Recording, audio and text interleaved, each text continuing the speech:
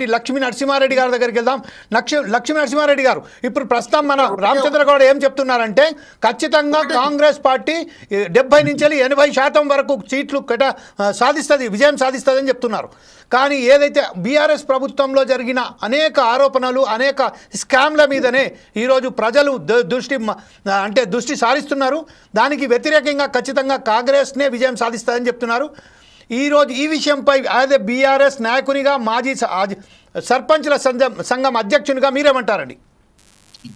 ఈరోజు అన్న ఏదైతే 4 సైడ్స్ టీవీ డిబేట్ లో పాల్గొంటున్నటువంటి గౌరవ పెద్దలందరికీ, అదేవిధంగా ప్రేక్షకులకు నమస్కారాలు తెలియజేస్తూ, అన్న ఏదైతే చెప్పిండో ఇప్పటికిప్పుడు ఎన్నికలు నిర్వహిస్తే సీట్లు వస్తాయి, ఇంకా ప్రభుత్వం చాలా బ్రహ్మాండమైనటువంటి కార్యక్రమాలు చేస్తుంది అని చెప్పి ఏదైతే చెప్తున్నారు, అది మనం డిబేట్ లో కూర్చొని మాట్లాడితే కాదు, ప్రజలకి వెళ్ళి ప్రజల దగ్గర మనం తెలుసుకుంటే తెలుస్తుంది.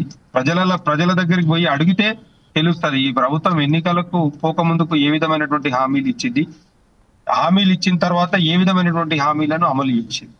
ఎందుకంటే ఈరోజు ఒక్కసారి మనం చూస్తే ముందుగా ఫ్రీ బస్ అనేది, మహిళలకు ఉచిత బస్ అనేది అయితే పథకం పెట్టిరో, ఆ పథకం పెట్టి ఆ పథకంలో ఏ విధమైనటువంటి పరిస్థితులు ఎదుర్కొంటున్నామో మీరు అందరూ చూస్తా ఉన్నారు.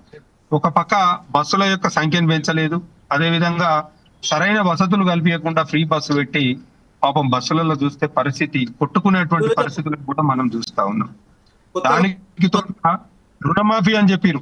ఈ రుణమాఫీ అని చెప్పి ఆ రుణమాఫీ 21,000 కోట్లు వేసినాం మేము అని చెప్పడం జరిగింది.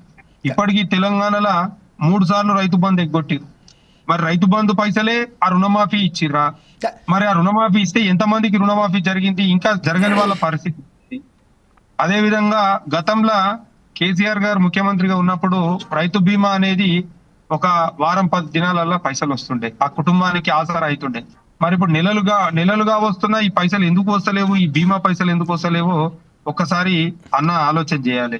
దానికి తోడుగా కళ్యాణ లక్ష్మి, షాదీ ముబారక్, ₹1,00,000 గతంలో మేనమామలాగా ఆడకూతురు వివాహానికి ఇస్తే నేను తులం బంగారం ఇస్తా అని చెప్పి హామీ ఇచ్చారు. మరి తులం బంగారము ఎందుకు ఇస్తలేరు? అంటే బంగారం దొరుకుతలేదా, లేకుంటే ఆ బంగారం ఇయనీకే మీకు చేతనైతే లేదా? ఒక్కసారి మీరు ఆలోచన చేయాలి. నరసింహారెడ్డి గారు, ప్రస్తుతం కాదు, ఆ విషయం కాదు, ఈ రోజు ఏదైతే హైకోర్టు తీర్పు ఇచ్చిందో ఈ విషయం పైన మనం చాలా ఒకసారి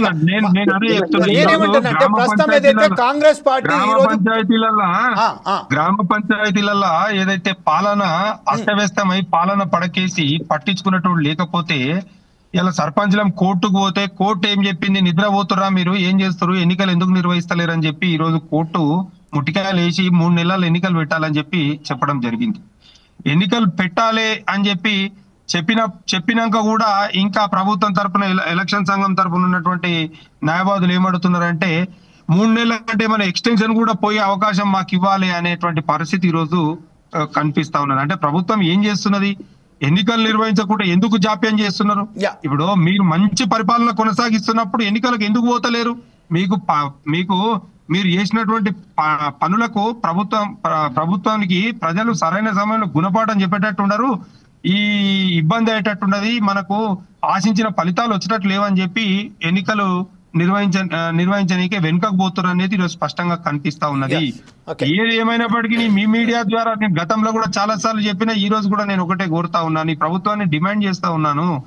ఏదైతే కోర్టు ఇచ్చింది 3 నెలల ఎన్నికలు నిర్వహించాలని చెప్పి, ఆ 3 నెలల ఎన్నికలు నిర్వహించే లోపు మేము ఎన్నో పనులు చేసినాము. గ్రామ పంచాయతీలలో మేము అప్పులు చేసి అభివృద్ధి చేసినాము. మా పెండింగ్ బిల్లులు కూడా విడుదల చేయాలి, పెండింగ్ బిల్లులు విడుదల చేసే మీరు ఎన్నికలకు పోవాలని చెప్పి ఈ రోజు ప్రభుత్వాన్ని నేను డిమాండ్ చేస్తా ఉన్నాను. ప్రభుత్వానికి మరొక నేను కోరుతా ఉన్నాను. Okay, right. ఇదే విషయంపై కంకణాల జ్యోతిబాసు గారి దగ్గరికి వెళ్దాం. జ్యోతిబాసు గారు, ప్రస్తుతం ఏదైతే లక్ష్మీ నరసింహారెడ్డి గారు అంటున్నారో